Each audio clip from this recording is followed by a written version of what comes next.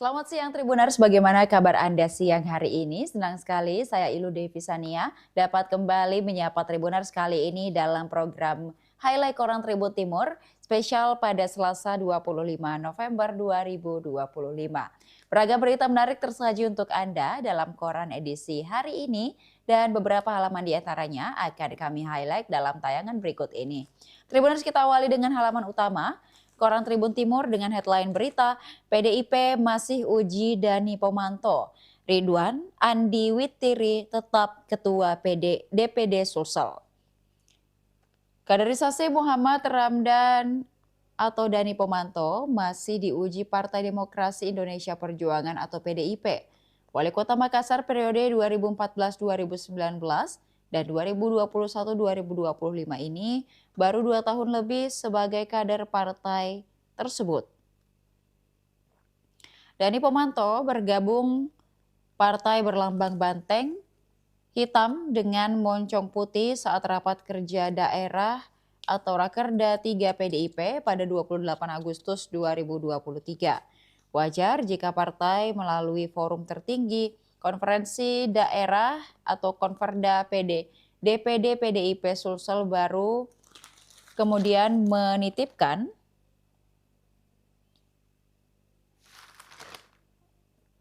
kursi strategi kepada Dani Pomanto. Konferda di Hotel Claro, Jalan AP Veterani Makassar pada Senin 24 November 2025 mempertahankan Ridwan Andi Witiri atau juga RAW sebagai Ketua PDIP Sulsel. Dengan mempertahankan RAW sebagai Ketua PDIP menunjukkan mereka lebih mengutamakan kontinuitas. Ia dianggap figur yang sudah lama mengakar, loyal, dan dapat menjaga konsolidasi partai di Sulsel. Apalagi setelah Pilgub 2024 yang tidak berjalan mulus bagi PDIP. Dani Pomanto menegaskan tetap siap mengabdikan diri untuk PDIP Sulsel meskipun tidak terpilih sebagai ketua periode mendatang. Ia menegaskan sejak awal telah mendukung penuh penunjukan Ridwan Andi Witiri sebagai ketua. Sejak dulu saya sudah sampaikan kalau ditanya siapa yang bakal jadi ketua, saya bilang Pak RAW, ujarnya. Dani Pomanto menegaskan kesiapannya menjalankan apapun amanah diberikan partai. Apapun perintahnya saya siap, termasuk kalau diperintah sebentar apapun saya siap. Meski tidak terpilih sebagai ketua, Dani Pomanto mengatakan tetap siap jika dipercaya menjadi bagian dari struktur kepengurusan. Sekarang tidak bisa jadi ketua, tapi kalau diberikan amanah sebagai pengurus, saya siap, ujarnya menegaskan tidak kecewa. Menurutnya bisa diundang dan dilibatkan dalam proses partai saja merupakan kehormatan besar. Terkait peluang posisi apa mungkin diberikan PDIP, Dani menyatakan dirinya terbuka untuk semua kemungkinan. Disampaikan dan juga terpisah, Ketua DPD PDIP Sulsel Ridwan Andi Witiri menegaskan pentingnya soliditas kader dalam menjaga arah perjuangan partai. Disampaikan saat membuka Konferda PDIP Sulsel pada Senin 24 November 2025. Menurutnya Konferda harus mampu melahirkan struktur dan kepemimpinan partai yang solid. PDIP adalah partai ideologis yang berpegang pada Pancasila dan kita kembali meneguhkan komitmen menjaga marwah partai dengan hati disiplin. Mengingatkan solidaritas dan soliditas hal tidak bisa ditawar. Soliditas antara struktur dan juga eksekutif partai tidak boleh ada sekat, tidak boleh ada kepentingan pribadi.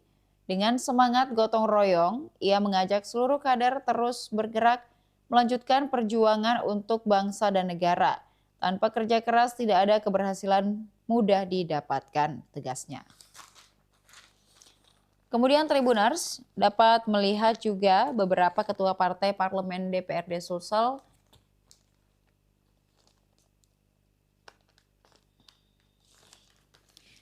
yang juga ada di halaman utama terkait dengan Fakta Dani Pomanto dan juga PDIP. PDIP mengusung Supomo, Guntur, dan juga Kadir Halid. Muhammad Ramdan Pomanto diusung Partai Demokrat dan juga PBB. PDIP dan Dani Pomanto sama-sama mendukung pasangan Joko Widodo dan juga Yusuf Kala pada Pilpres 2014. Pada Pilwali 2018, PDIP mengusung pasangan Munafri Arifudin dan juga Andi Rahmatika Dewi. Dani Pomanto maju melalui jalur independen. Pada pemilu 2019, Dani Pomanto dan keluarga bergabung ke Partai Nasdem. Pemilu 2020, PDIP mengusung pasangan Syamsur Rizal dan juga Fadli Ananda. Dani Pomanto diusung Partai Nasdem dan juga Gerindra. Pada pemilu 2024, Dani Pomanto mengundurkan diri dari Partai Nasdem. Dani Pomanto bergabung ke PDIP dan dalam Rakerda 3. Pada November 2025, Dani Pomanto ditunjuk sebagai Wakil Ketua Bapilu DPD PDIP Sulawesi Selatan dalam Konverda 4. Kemudian juga ada beberapa profil singkat tentang Dani Pomanto. Sejak 1989 lulus dari jurusan Teknik Arsitektur Fakultas Teknik Universitas Hasanuddin. Dengan karyanya ada renovasi Masjid Raya Makassar, Kantor Gubernur Gorontalo, kemudian juga Kantor Gubernur Sulawesi Barat, Anjungan Pantai Losari, Masjid Apung Amirul Mukminin di Pantai Losari, kemudian juga Gedung Kampus Politeknik Ilmu Pelayaran yang ada di Barombong, Gedung Private Care Center di Rumah Sakit Pusat Wahidin Sudirohusodo Makassar. Kemudian 2011 maju sebagai bakal calon gubernur Provinsi Gorontalo dan tidak memenuhi syarat dukungan. Pada 2013, Dani maju mencalon wali kota Makassar berpasangan dengan Rizal Syamsu dan menang dengan 182.424 suara. Pada 2018, Dani berpasangan dengan Indira Mulyasari sebagai calon wali kota Pilwali Makassar 2018 jalur independen. KPU kemudian mendiskualifikasinya. Pasangan Munafri dan juga Andi Rahmatika yang didukung mayoritas parpol kemudian melawan kota kosong. Pada 2020, Dani berpasangan dengan Fatmawati Rusdi bertarung di Pilwali Makassar 2020. Dani dan Fatmawati menang atas 3 pasangan calon lainnya dengan perolehan suara 41,3%. Dani kemudian menjadi kader Nasdem. 2023, selama memimpin Kota Makassar, Dani banyak membuat program yang bersentuhan langsung dengan masyarakat bawah. Salah satunya membuat program lorong wisata. Program-program ini membuat Dani sangat kuat dan tingkat akar rumput. Secara politik, Dani bahkan dinilai menguasai Makassar dan menjadi modalnya bertarung di Pilgub Sulsel 2024. Pada 1 Juli 2023 menyatakan mundur dari Nasdem dan juga Dani diduga tidak sejalan dengan Nasdem yang mengusung Anies Baswedan. Dani mendukung Ganjar Pranowo sebagai capres. 2023 pada bulan Agustus, Dani resmi bergabung dengan PDIP ditandai dengan pemakaian jaket dan menyerahkan kartu anggota PDIP di sela-sela Rakerda 3 PDIP di Hotel Claro Jalan AP Veterani Makassar. Kemudian juga Megawati tunjuk Dani Pomanto kendalikan Bapilu. Pada Senin 24 November 2025, pada usianya ke-61, Muhammad Ramdan Pomanto memasuki fase kehidupan baru sebagai politisi. Pernah menghabiskan 2 dekade sebagai dosen arsitek Universitas Hasanuddin, lalu melangkah sebagai konsultan tata kota hingga 1 dekade jabat wali kota. Purna tugas dari jabatan wali kota Makassar periode 2014-2019 dan juga 2021-2025. Sejak 20 Februari 2025, Dani Pomanto kini mendedikasikan waktu untuk 3 hal. Yang pertama, mengurus perusahaan pribadi. Kemudian seperti kala sebelum menjabat wali kota, mengurus cucu dan juga terbaru diangkat Megawati Soekarno Putri sebagai Wakil Ketua Bapilu DPD PDIP Sulsel partai yang 4 kali memenangkan pemilu Indonesia pada era reformasi. Tapi belum pernah sama sekali menang di Sulsel. PDIP merupakan partai pengusungnya pada Pilgub 2024. Menantunya Udin Saputra Malik menjabat sebagai anggota DPRD Makassar dari PDIP. Dani juga punya track record berpetualang.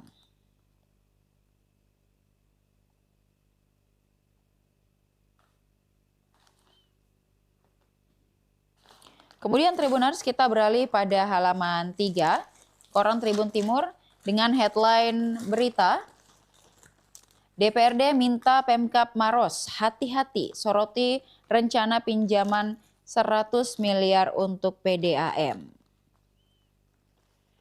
DPRD Maros meminta Pemkab Maros berhati-hati terkait dengan rencana pengajuan pinjaman daerah senilai 100 miliar rupiah untuk penguatan layanan air bersih melalui PDAM. Disampaikan anggota DPRD Maros, Fajrin Amir, menyoroti besarnya nilai pinjaman dan juga potensi risiko fiskal yang dapat ditimbulkannya. Fajrin menilai pinjaman dengan nilai besar itu bisa memicu defisit anggaran jika tidak dikelola dengan baik. Kalau bisa dikelola dengan baik, tentu berdampak positif. Tapi kalau tidak, dampak buruknya adalah bisa memicu defisit anggaran, kata legislator Golkar Maros itu pada Senin 24 November. Meski begitu, ia tidak sepenuhnya menolak rencana pinjaman yang diajukan ke PT Sarana Multi Infrastruktur. Rencana itu disebut sebagai langkah untuk mengatasi krisis air yang semakin meluas di Maros. Kalau mengutang, pasti tidak ada yang setuju. Tapi kalau memang sangat dibutuhkan dan bisa dikelola dengan baik, kenapa tidak, ujarnya.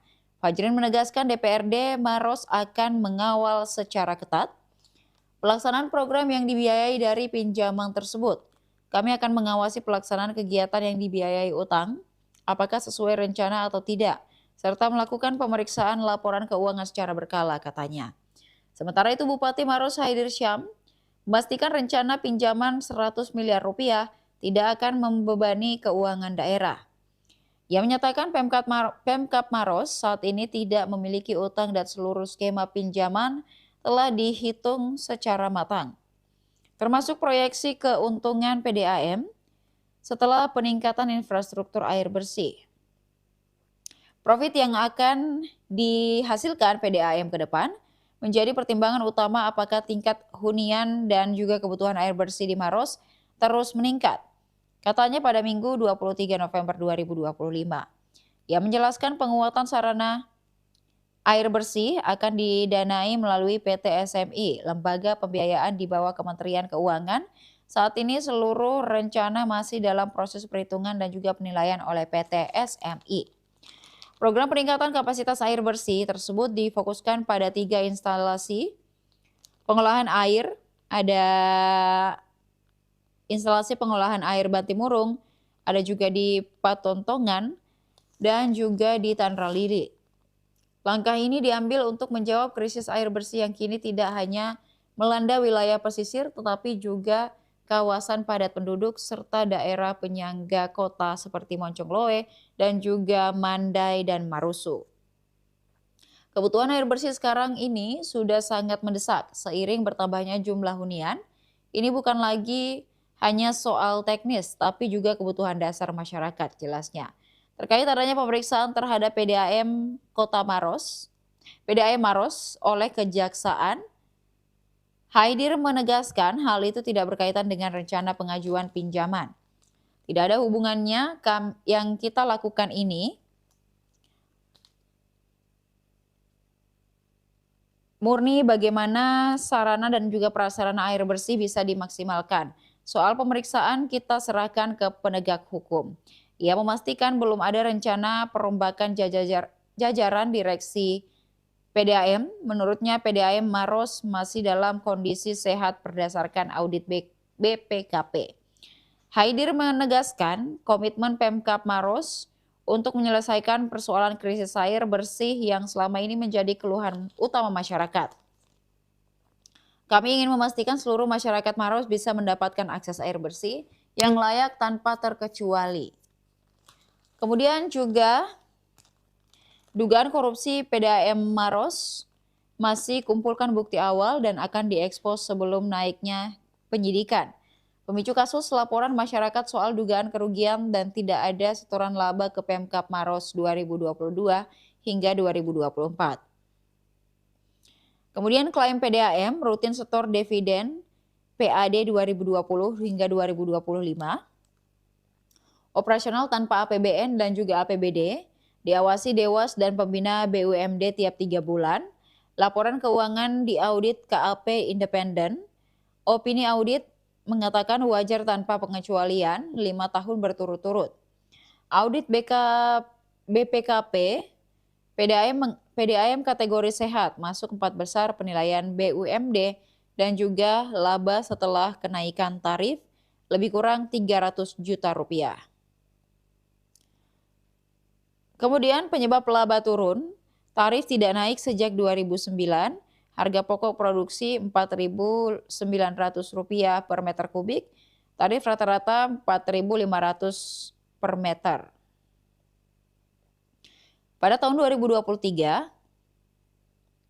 pendapatan Rp27 miliar, biaya usaha Rp26 miliar, laba bersih Rp132 juta. Kemudian Kejaksaan selidiki dugaan korupsi PDAM Maros. Kejaksaan Negeri Maros tengah menyelidiki dugaan korupsi di perusahaan daerah air minum Tirta Bantimurung Maros. Penyelidikan tersebut telah berjalan sejak pertengahan September 2025 dan hingga kini Kejaksaan telah memeriksa sedikitnya ada 20 saksi untuk mengungkap dugaan penyimpangan di tubuh PDAM. Kepala Seksi Intelijen Kejari Maros Andi Unru membenarkan adanya pemeriksaan tersebut. Menurutnya, penyidik masih terus mengumpulkan keterangan untuk menguatkan bukti awal. Sebelum dipanggil dirutnya, kalau ada yang mau dikonfirmasi pasti kita panggil juga. Ia menjelaskan proses penyelidikan akan berlanjut hingga dianggap cukup bukti. Selanjutnya, kasus yang akan diekspos untuk menentukan langkah hukum berikutnya. Misalnya 20 saksi dianggap cukup atau perlu lebih, baru ditinggalkan ke penyelidikan.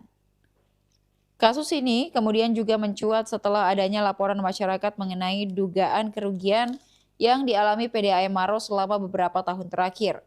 Laporan itu menyebut tidak ada laba yang disetor ke Pemkab Maros sepanjang 2022-2024, sehingga menimbulkan kecurigaan adanya penyimpangan pengelolaan. Direktur Utama PDAM Tirta Bantimurung Maros, Muhammad Salahuddin, memberikan penjelasan terkait penyelidikan tersebut. Ia menegaskan bahwa PDAM justru mencatatkan laba selama 5 tahun terakhir, bahkan sejak 2016. Sejak tahun 2020 hingga 2026, kami rutin menyetorkan dividen ataupun juga PAD ke Pemkab Maros. Salahuddin menyebut seluruh operasional PDAM dijalankan tanpa ketergantungan pada APBN atau APBD. Kemudian Tribuners, berita lain yang ada di halaman 3 terkait dengan Bone perkuat gerakan sekolah hijau melalui program Adiwiyata. Pemerintah Kabupaten Bone terus memperkuat gerakan sekolah hijau melalui program Adiwiyata sebagai upaya menciptakan lingkungan belajar yang berbudaya lingkungan. Komitmen ini ditegaskan Wakil Bupati Bone Andi Akmal Pasludin saat membuka workshop pembinaan sekolah berbudaya lingkungan di Sentosa Ballroom Hotel Novena, Jalan Jenderal Ahmad Yani, Bone, pada Senin 24 November 2025. Dalam kegiatan tersebut, Akmal tampil rapi, mengenakan seragam dinas yang dipadukan, sepatu kets hitam, dasar putih, dan juga memberikan kesan energik dan modern. Ia menyampaikan sambutan dengan senyum ramah dan juga suara tegas menekankan bahwa Adiwiyata menjadi prioritas Pemkab Bone. Adiwiyata ini menjadi prioritas karena kita ingin sekolah tidak hanya fokus pada prestasi akademik tetapi juga menanamkan nilai tanggung jawab terhadap lingkungan sejak dini. Menurutnya, Penerapan adiwiyata harus menjadi aksi nyata, melibatkan seluruh elemen sekolah, bukan sekadar untuk meraih status ataupun juga penghargaan. Yang terpenting bagaimana sekolah benar-benar menghadirkan lingkungan belajar yang ramah dan juga ekosistem dan berkelanjutan. Workshop ini menghadirkan narasumber dari Pemkab Bone dan juga Provinsi Sulawesi Selatan, diantaranya Kadis DLH Bone, Drai Fibrianto, kemudian juga pengendali dampak lingkungan ahli muda DLHK, Sulsel Oktovin Pali, dan juga penelaah teknis kebijakan DLHK, Sulsel Fitriani. Drai Fibrianto menyebut kegiatan ini bertujuan memberi pemahaman teknis dan juga kebijakan kepada sekolah dalam mengimplementasikan program adiwiyata. Sekolah harus mampu menghadirkan kebijakan, kemudian juga kurikulum dan kegiatan siswa, hingga fasilitas yang mendukung pembentukan karakter peduli lingkungan. Para narasumber dari DLH Bone dan DLHK Sulsel turut memaparkan regulasi terbaru serta contoh implementasi adiwiyata yang berhasil di berbagai daerah. Kegiatan ini juga dirangkaikan dengan penandatanganan perjanjian kerjasama antara DLH Bone, Dinas Pendidikan Bone, dan juga kantor Kemenak Bone terkait penguatan gerakan peduli dan juga berbudaya lingkungan hidup di sekolah. Melalui kolaborasi yang semakin kuat, Pemkab Bone juga menargetkan peningkatan jumlah sekolah adiwiyata, baik di level kabupaten, provinsi, hingga nasional. Pembinaan hari ini menjadi momentum untuk memperluas gerakan peduli lingkungan di sekolah, dan mari bersama wujudkan Bone yang lebih hijau, kata Andi Akmal dengan senyum optimistis. Berita lainnya Tribuners dari halaman 3 terkait dengan merasa dikriminalisasi, kisah Nur Hasan dalam kasus penguatan komite sekolah. Nur Hasan kini menjalani masa tuanya dengan bertani di sawah tak jauh dari rumahnya di Desa Tokbia, Kecamatan Pondrang Selatan, Kabupaten Luwu pada Sulawesi Selatan. Dari ibu kota Luwu di Belopa, saya mengendarai motor melewati Jalan Poros Makassar Palopo sekitar 25 menit demi sampai di rumah Nur Hasan pada Senin 24 November 2025 siang. Rumah Nur Hasan persis di lorong yang sama menuju Masjid Nurul Huda Desa Tobia, berkisar 1 km dari Jalan Poros. Di rumah sederhana itu saya menemui Nur Hasan mengenakan setelan baju putih dan kopiah hitam sedang duduk di teras. Lipatan kulit di mukanya sudah terlihat jelas akibat dimakan usia. Satu tandan buah salak yang masih menempel di tangkainya ia suguhkan di atas meja. Pelan-pelan, Nur Hasan menceritakan kasus yang menimpa dirinya hingga diberhentikan secara tidak hormat sebagai aparatur sipil negara pada tahun 2020. Nur Hasan diangkat menjadi ASN sebagai guru sekolah menengah pertama sejak 1998. Pengabdiannya selama menjadi guru membawanya didapuk menjadi kepala sekolah di SMP 1 Pondrang. Kata Nur Hasan, karirnya sebagai kepala sekolah ia jalani selama 16 tahun sebelum akhirnya diproses hukum. Kepolisian menangkap Nur Hasan atas pungutan dana komite sekolah untuk pengadaan baju batik dan juga baju olahraga siswa pada tahun 2018.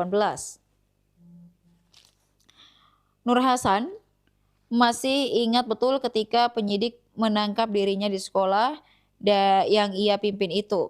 Saat itu dirinya sedang menghadiri rapat di kantor Dinas Pendidikan Luwu Kota Belopa. Tiba-tiba ponselnya berdering dan ia ditelepon seseorang yang mengaku sebagai anggota kepolisian dan memintanya kembali ke sekolah.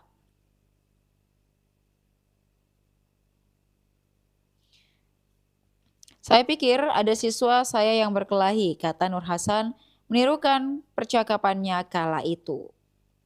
Tapi prediksinya Nur Hasan meleset. Penyidik malah menggeledah sekolah demi mendapatkan barang bukti kasus yang dialamatkan kepadanya. Waktu saya tiba sekolah sudah digerebek polisi dan juga uang 91 juta rupiah disita karena operasi tangkap tangan, kata Nur Hasan. Menurut Nur Hasan,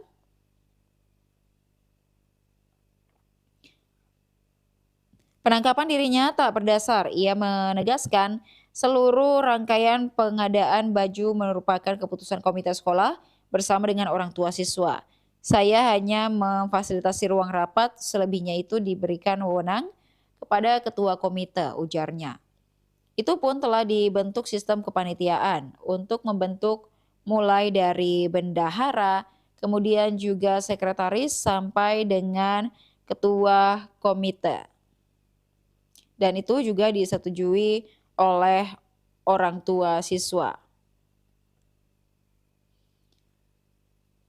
Untuk 2 baju lengkap dengan atribut ditambah dengan uang koperasi jadi total keseluruhan 300.000, tambah Nur Hasan. Kemudian Tribuners, kita beralih pada halaman 9, Koran Tribun Timur dengan headline berita waspada pohon tua dan rimbun. DLH kerahkan 7 tim mitigasi.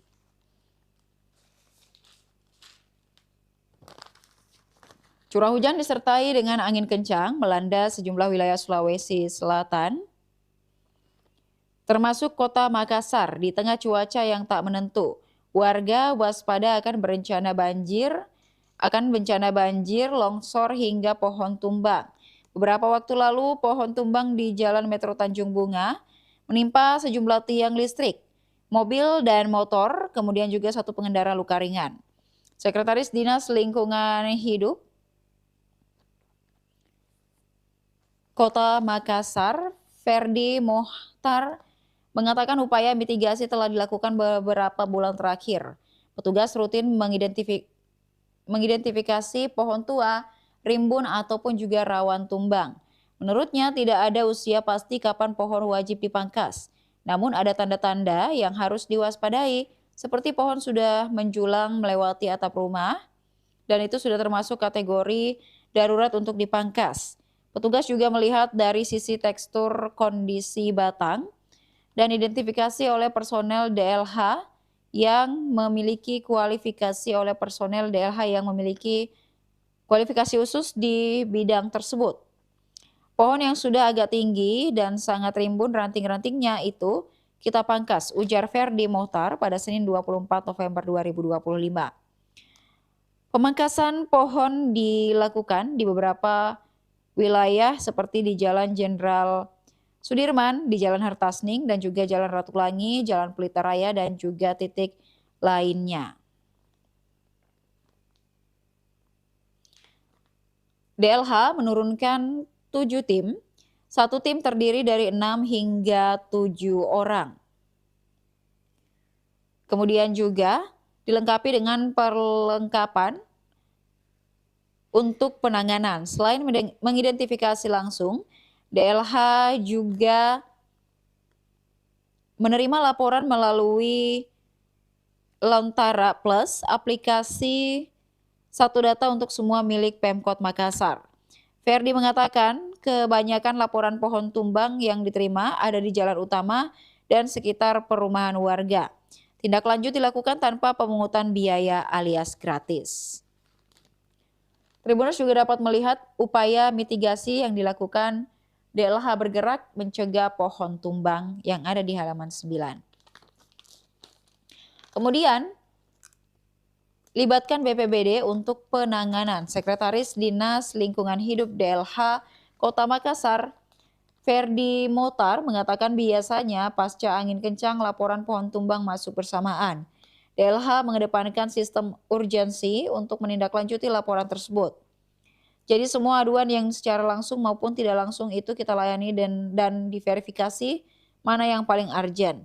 Menurutnya, banyak insiden pohon tumbang tidak sebanding dengan jumlah tenaga yang dimiliki DLH, karenanya ia juga berkoordinasi dengan pemerintah kecamatan setempat hingga Badan Penanggulangan Bencana Daerah untuk membantu penanganan. Ferdi mengingatkan masyarakat untuk mewaspadai pohon tumbang dengan menghindari memarkir kendaraan ataupun juga berteduh di bawah pohon.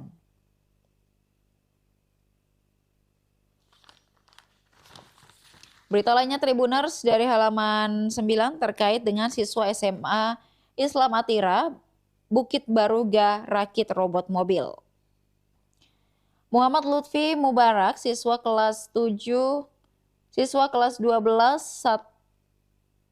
SMA 121 SMA Islam Atira Bukit Baruga ciptakan robot mobil sederhana yang mampu menjalankan beberapa perintah otomatis. Karya ini menjadi bagian dari proyek akhir yang wajib dipresentasikan pada gelaran Atira Baruga Education Expo tahun ini. Lutfi mengatakan pembuatan robot membutuhkan ketelitian dan juga beberapa tahap penting. Mulai dari merancang desain kerangka robot, lalu mempelajari rangkaian elektronik yang cocok.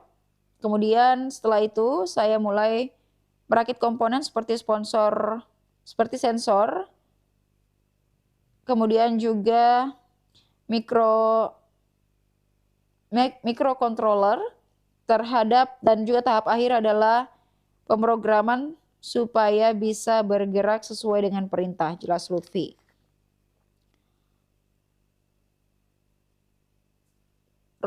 Kemudian juga ia menjelaskan alasan memilih robot sebagai proyek akhir. Pertama, belum ada siswa SMA Islam Atira Bukit Baruga yang menciptakan robot untuk proyek akhir kelas 12. Kedua, sejak kecil ia memiliki ketertarikan terhadap dunia teknologi dan juga informasi. Dan ia berharap robot buatannya dapat menginspirasi siswa lain untuk berani bereksplorasi di bidang teknologi. Berita terakhir Tribuners dari halaman 9 terkait dengan Sekda mengatakan camat hingga lurah harus taat regulasi. Sekretaris Daerah Kota Makassar Andi Zulkifli mengingatkan camat dan lurah wajib menjalankan seluruh tugas pemerintah sesuai dengan regulasi yang berlaku. Hal itu dikatakan Sekretaris Daerah Kota Makassar Andi Zulkifli saat membuka monitoring dan evaluasi pelaksanaan kebijakan administrasi pemerintahan 2025 di Hotel Novotel Makassar Grand Shaila, Jalan Hairil Anwar, Makassar pada Senin 24 November. Menurutnya, seluruh aktivitas pemerintah di tingkat kecamatan dan kelurahan harus berpedoman pada regulasi yang berlaku. Kemudian juga khususnya dari Permendagri nomor 18 tahun 2020 tentang laporan penyelenggaraan pemerintahan daerah, kegiatan yang kita lakukan ini merupakan bagian dari tupoksi camat dan lurah, semua harus berbasis regulasi, kata Zulkifli. Permendagri mengatur mekanisme penilaian kinerja pemerintah daerah melalui sejumlah instrumen seperti LPPD, kemudian juga LKPJ, evaluasi penyelenggaraan pemerintah daerah, serta ringkasan LPPD. Seluruh laporan ini menjadi indikator capaian penyelenggaraan pemerintahan yang akan dinilai oleh pemerintah pusat, DPRD, dan juga masyarakat. Mantan Kepala Badan Perencanaan dan Pembangunan Daerah Makassar itu juga mengingatkan pemerintah daerah wajib memenuhi 6 standar pelayanan minimal, meliputi pendidikan, kesehatan, kemudian juga sosial, pekerjaan umum, pemukiman, serta keamanan dan ketertiban masyarakat.